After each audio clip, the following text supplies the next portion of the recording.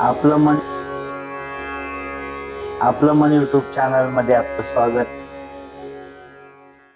चांगल्या विचाराचा माणसाच्या जीवनावर काय परिणाम होतो याची ही गोष्ट आहे.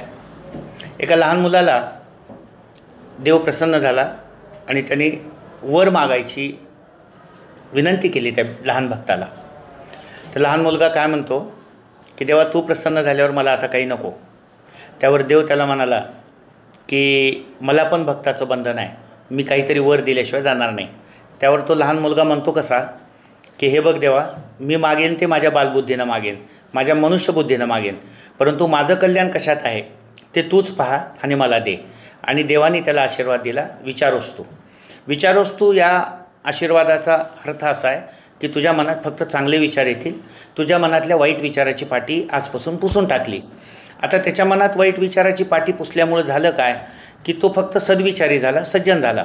मग आपल्याकडं तुकाराम महाराजांच्या जीवनामधली घटना आहे. मंबाजींनी त्यांना त्रास दिल्यानंतर तुकाराम महाराज तेलाची वाटी घेऊन पुन्हा त्या मंबाजीकडे गेले आणि म्हणतात की तुझे हात मला मारल्यामुळे दुखले असले तर मी चोळून देतो. किंवा नामदेव महाराज पुरणाची पुडी कुत्र्यानं नेल्यानंतर त्याच्या मागं तुपाची वाटी घेऊन जातात आणि म्हणतात की थांब जरा, तुझं पोट दुखेल, मी त्याच्यावर तूप टाकतो. एकनाथ महाराजाच्या अंगावर 25-25 वेळेस ज्या माणसाने थुंकलं त्याला एकनाथ महाराज म्हणतात की तुझी फार मोठी कृपा झाली, तुझ्यामुळं गोदावरीचं मला 25 वेळेस स्नान झालं.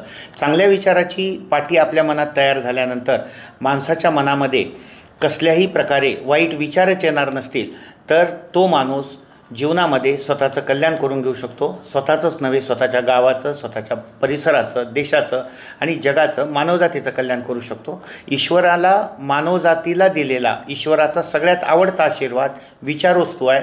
मनाची पाटी सद्विचाराची ठेवायची, उत्तम विचार मनामध्ये असणं हे माणसाच्या यशाचं रहस्य आहे.